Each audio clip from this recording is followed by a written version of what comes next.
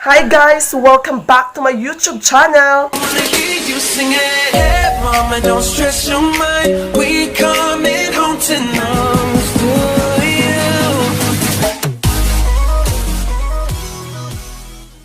So for today's video guys, is ako siyang explain sa inyo atong trending good sa YouTube ni Alec Buvic. So explain ako siya dahil katong gusto ko ang nota mo.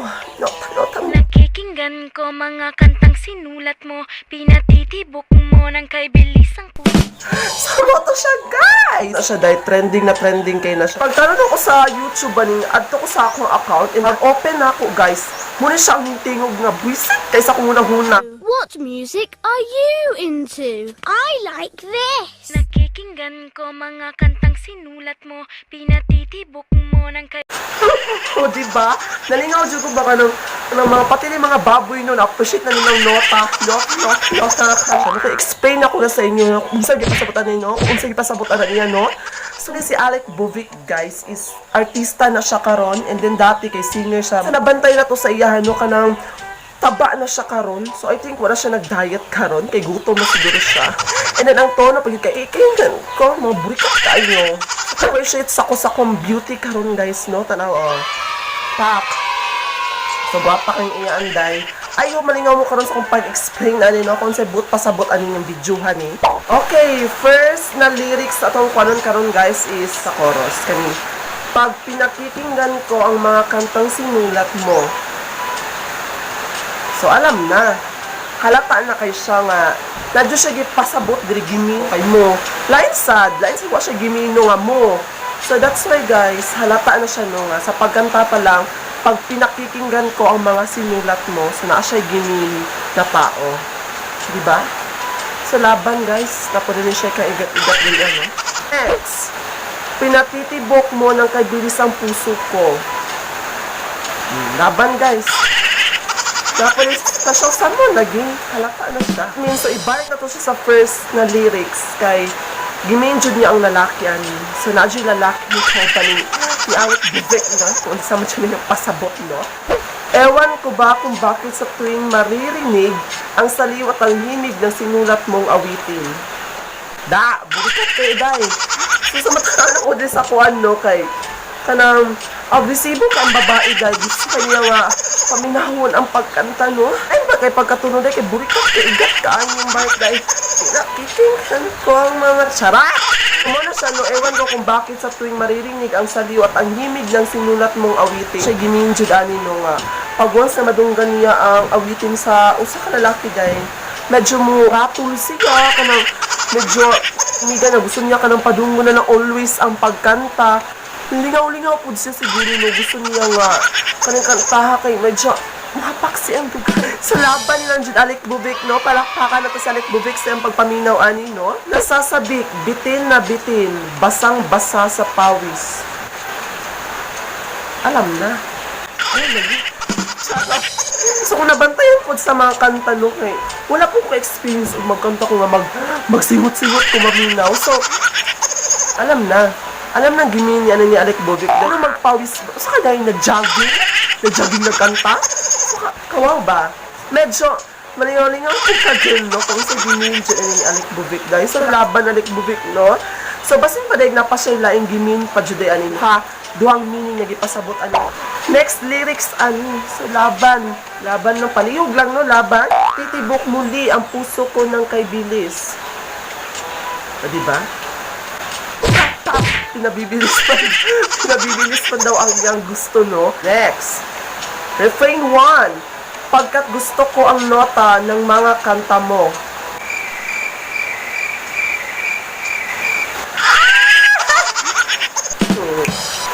So, di na kayo explain, no? Hello, 2019 na mga bayot. So, tanawon ninyo, day. Mga bright na kayo pa. Pagkat gusto ko ang nota ng mga kanta mo. Day. Nota, day. Ganan siya sa lalaki. Nota sa lalaki. Ay, halata kayo. Nota mo. Gusto ko ang nota mo. Medyo, hawal si Alec Buvic og nota sa lalaki, day. Hello, halata na. So, saan pa ba nagimin sa babae, day nga? nota. Gusto mo din niya kay nota sa lalaki dahil kamoy mo hampak sa iyang kasing-kasing. Nabanto pa rin sa first day sa lyrics niya, no, kay ganahan niya siya sa imig sa mga kanta sa lalaki. And then, karon dahil naabot siya sa refrain 1, wag, wala namang meaning, wag, gusto na niya ang nota, no? Gusto na dyan kay niya ihampak siyang ang nota sa lalaki, dahil. Okay, next na po niya lyrics, dahil. Sa iyong nota, ako'y talagang namamangha. Uy! Abongga ba? Wala pa din siya na kontento, girl. Gusto pa kay niya ang kanang nota, susugod pa nung sa lyrics, is gusto na niyang nota, karon na po, namangha. Bad idea, dahil. Namangha na po siya sa nota. So, laban na ang nota, no? Kay medyo agresibo na dyan ka ang babae. Bubik, ha? And started to like you na. Diba? Ay, kung malingaw-lingaw ni mo, like bubik, eh medyo agresibo na kayo sa mga nota, ha? And then, dyan, guys, ako na kontento. Di ko mapigilan ng mga sa paghanga. Ayot. Ay, kung ignag, tagakantanta yun, magnganganga ka. So, medyo double meaning dyan kaayo ang bayot dahil. Gusto pa niyang nota, tapos namangha pa siya, tapos pag ikatun mo nga. Oh my God! Lumanga! Hello! Bayot, una-una ang nagsugod siya sa gusto, namangha, mumangha. So, unsa naman eh, welcome to the world. Unsa na ba? And then, di maiwasan tumindig, tumayo ang balahibo ko. O diba? Pagkahumaniyag nga day, tumindig na po daw, tumayo ang balahibo ko. So, paano ako nadunggan no? Feel nga, pag may makadunggan ko nga kanta is, manindo ako mga balahibo. Sulapan ng dablik bubik, no? Sasagpa ko sa pinakadako nga tubig. Yung medyo nahinagod kaayong meaning. Kabalabi ako sa mga kwanday, sa saya, no? Gabi kayo, once na makadungan nila mga meaning, so medyo, pwede na siya dirty-minded, ha? So ako na nasabtan, ha? Mga higalers nila, aday. Pag naririnig ko mga kantang sinulat mo, giminchod niya diri, ang lalaki. Nota sa lalaki. Pachod. Sa iyong lyrics, damdamin ko inaantig ang iyong mga tugma kay sarap sa pandinig. Diba? Nga, once pa yung pagkantaan niya dahil nga medyo maalanganin ka mamino ba kay burikat kay nga pagkakanta ka tina susugod pa lang pinakikinggan ko ang mga kantang simulat mo huwag ka na ba niya diriya po sa kaninga lyrics diri subalit na diriya so nana po siya damdamin ko inaantig naantig na po siya dahil na gusto pa, namangha pa, munganga pa, antig na po siya sa laban. Ang iyong mga tugma kay sarap sa pandinig.